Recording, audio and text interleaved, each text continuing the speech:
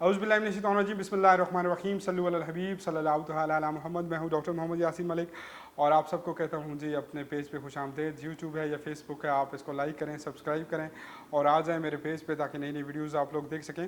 ناظرین کر عید قربان حضرت ابراہیم علیہ السلام کی یاد میں جو ہے وہ ہم مناتے ہیں, اور ہم اپنے بچوں کی تربیت کرنا اس حوالے سے بالکل بھول چکے ہیں کہ یہ بیسیکلی ایک بکری ذبح کرنا, بکرا ذبح کرنا, گائے یا یہ اونٹ ذبح کرنا اس کا مقصد تھا یا مقصد کچھ اور تھا. اور مقصد کی طرف اگر ہم بڑھتے ہیں تو اس مقصد کا ذکر میں اللہ تبارک و تعالیٰ کے اس خواب سے کروں گا جو حضرت ابراہیم علیہ السلام کو آیا تھا. اور خواب کے اندر اللہ تبارک و تعالیٰ نے حضرت ابراہیم علیہ السلام کو بشارت دی کہ اے میرے خلیل, اے میرے دوست, اے میرے بندے, اے میرے پیغمبر, کچھ ایسی چیز کی قربانی کریں جو آپ کو سب سے عزیز ترین ہو. تو حضرت ابراہیم علیہ السلام اٹھے صبح اور اس کشمکش میں سوچنا شروع ہو گئے کہ مجھے عزیز ترین چیز کیا ہے. انہوں نے اپنے بزنس کے حوالے سے سوچا, ان کے پاس جو چند بکریاں تھیں, بکرے تھے, ان کے حوالے سے سوچا, کچھ کہتے ہیں کہ اونٹ تھے ان کے حوالے سے سوچا, پھر انہوں نے بہت ساری چیزیں لگائیں, اپنی جان کے حوالے سے بھی سوچا. تو یہی ڈسکس اپنے بیٹے حضرت اسماعیل علیہ السلام سے بھی کی. تو انہوں نے کہا کہ ابا جان آپ کا حکم سر آنکھوں پہ, اللہ تبارک و تعالیٰ کا حکم سر آنکھوں پہ, میری جان حاضر, آپ حکم کریں کہ کیا چاہتے ہیں. فرمایا میرے بیٹے کہ مجھے اللہ تبارک و تعالیٰ کے اس خواب سے یہ بشارت ملتی ہے کہ مجھے قریب تر تو ہے, عزیز تر تو ہے, میرے دل کے اندر تو ہے, مجھے میری جان سے بھی میرے جگر کے ٹکڑے تو پیارا ہے. تو یقیناً اللہ کی بشارت مجھے یہ کہتی ہے کہ میں تجھے اللہ کی راہ میں قربان کر دوں. تو حضرت اسماعیل علیہ السلام اللہ تبارک و تعالیٰ پہ ایمان بھی تھا اور راہ حق میں شہید ہونے کے لیے, اپنی جان دینے کے لیے حاضر خدمت ہوئے. تو وہ ایک جگہ طے ہوئی جو آپ لوگوں کو پتہ ہے کہ خانہ کعبہ کے اندر کچھ لوگ وہاں پہ ہم جو ہے وہ قربانی کا سلسلہ ہر سال ادا کرتے ہیں. تو وہ ایک سینیریو طے ہوا کیونکہ ایک لخت جگر تھا, بیٹا تھا, اس کو ذبح کرنا مشکل تھا, آنکھ میں آنسو بھی تھے اور جسم بھی کانپ رہا تھا. لیکن کیونکہ اللہ تبارک و تعالیٰ کی مرضی شامل تھی, اللہ کا حکم شامل تھا, اور پھر اللہ کا حکم تو ہر حکم سے بڑھ چڑھ کے تھا, تو اس لیے کوشش کی کہ چلیں اللہ کا حکم مانتے ہیں. کوشش نہیں کی, نیت کر لی کہ اللہ کا حکم مانتے ہیں. اپنی آنکھوں پہ پٹی باندھی, رومال باندھا اور بیٹے کا گلا جو ہے وہ ہاتھ میں پکڑا, چھری پکڑی اور ذبح کرنا شروع ہو گئے.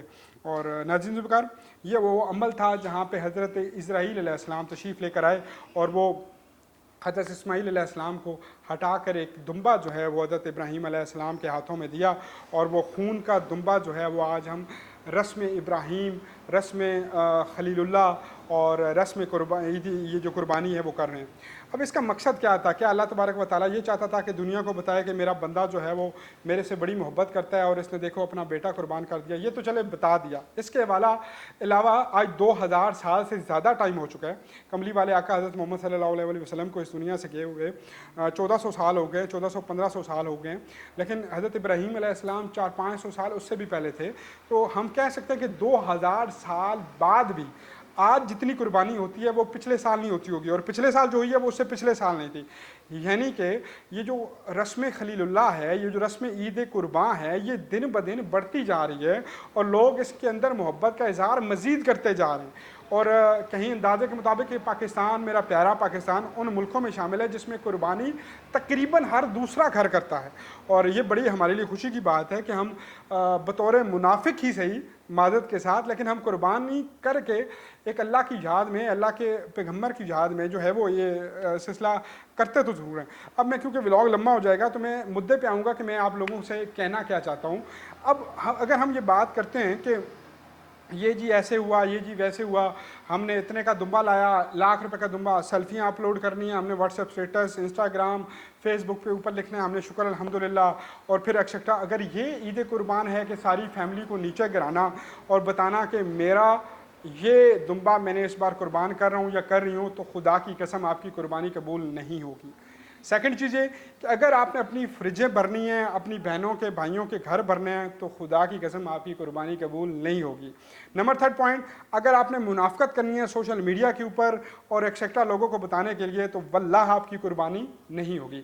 قربانی بجوز آپ کی صرف ایک وجہ سے ہو سکتی ہے کہ اپنی نیت صاف کر لیں. اور کوئی بھی پوچھے کہ جانور کتنے کا آیا, اوور ایفیشنسی نہ مارے, اس کو بتائیں کہ یار شکر الحمدللہ جتنے کا بھی آیا آ گیا, اللہ کی راہ میں آیا, تم بھائی میرے دعا کرو کہ اسے اللہ قبول فرمائے. ریٹ بتائیں نا، آپ لوگ خود جان بوجھ کے بتا رہے ہوتے ہیں کہ یہ ایسے آیا، یہ ویسے آیا، یہ ویسے آیا، یہ ویسے آیا. یہ منافقت نہیں، یہ ایمان کا بھی وہ تقاضا ہے جو آپ عبور کر چکے ہیں. یہ منافقت کی بھی حد کے نیچے ہے، اور منافق کا جو درجہ ہے وہ جہنم کے اندر سب سے نیچے درجے پہ منافق ہوگا، یعنی کفار سے بھی نیچے منافق ہوگا. اتنا اللہ تبارک و تعالیٰ کو اور کملی والے آقا کو یہ منافق ناپسند ہیں کہ منافقت کیونکہ معاشرہ تباہ کر دیتی ہے، اور ہمارا معاشرہ جس طرح تباہ ہو چکا ہے ہر حوالے سے، اس کے چیزوں کو مد نظر رکھتے ہوئے ہم عید قربان کی اگر بات کر رہے ہیں تو یہ چیزوں کا خیال رکھیں کہ اگر آپ کے گھر کے باہر ایک رش لگ گیا سارے غریبوں کا، تو کوشش کریں اگر اپنا حصہ نہیں بھی رکھا جاتا، اپنے رشتہ داروں کا نہیں رکھا جاتا تو ان کو دے دیں. یہ کون سا طریقہ ہے کہ گالم گلوچ چل رہا ہے کہ آ گئے ہیں، یہ ہے وہ ہے ایکسیکٹرا. تو عید قربان کا مقصد ضرور سمجھیں. اور یہ عید قربان جہاں پہ ہمیں ذبح کرنے کے لیے دمبا کہتی ہے، وہاں پہ اپنی ایگو بھی کہتی ہے. باپ بیٹے سے ناراض ہے، بہن بھائی سے ناراض ہے، ہر کوئی ایک دوسرے سے ناراض ہے. تو کیا اگر یہ ناراضگیاں چلتی رہیں، یہ معاملات ایسے ہی چلتے رہے، تو کیا ہماری عیدیں یہ قربانیاں قبول ہوں گی؟ قربانی تو بیسیکلی اپنی ایگو کو بھی دینی ہے نا. جہاں پہ کوئی ناراض ہے اس کی طرف ہاتھ بڑھانا ہے اور اسے کہنا ہے کہ آئی ایم ود یو. یہ منافقتیں، یہ نفرتیں جو ہم نے پھیلا رکھی ہیں، چھوٹے چھوٹے حسد کرنا، کینہ کرنا، بغض کرنا، کسی کی اچھائی سے جلنا، کسی کے اچھے بزنس سے جل جانا، اپنے سکے بھائی کو ترقی کرتے ہوئے نہ دیکھنا، ان ساری چیزوں کا بھی گلا جو ہے وہ ذبح کرنے کی ہمیں ضرورت ہے. اور اس عید پہ ذبح کرنے کی ضرورت ہے کہ ہم عید قربان کے ساتھ ساتھ یہ عہد کریں کہ یا اللہ تبارک و تعالی ہمارے دل بدل دے، ہماری سوچ بدل دے، ہماری نیت بدل دے، ہمیں تو ہدایت دے دے. ہم اگر یہ منافقت کرتے بھی ہیں تو اللہ تو اسے اپنی بارگاہ میں قبول فرما اور آئندہ ہمیں منافقت سے دور فرما اور یہ چیزیں ہمارے دل و دماغ سے ختم کر دے. عید مبارک آپ سب لوگوں کو. اللہ تبارک و تعالیٰ سب کی قربانیاں قبول فرمائے اور اللہ پاک ہمیں توفیق عطا فرمائے کہ ہم اپنے دوستوں کے ساتھ، عزیزوں کے ساتھ اچھا برتاؤ، اچھا سلوک کر سکیں. مجھے اور میری ٹیم کو دیجیے اجازت، انشاءاللہ اگلے بلاگ میں دوبارہ ملاقات ہوگی.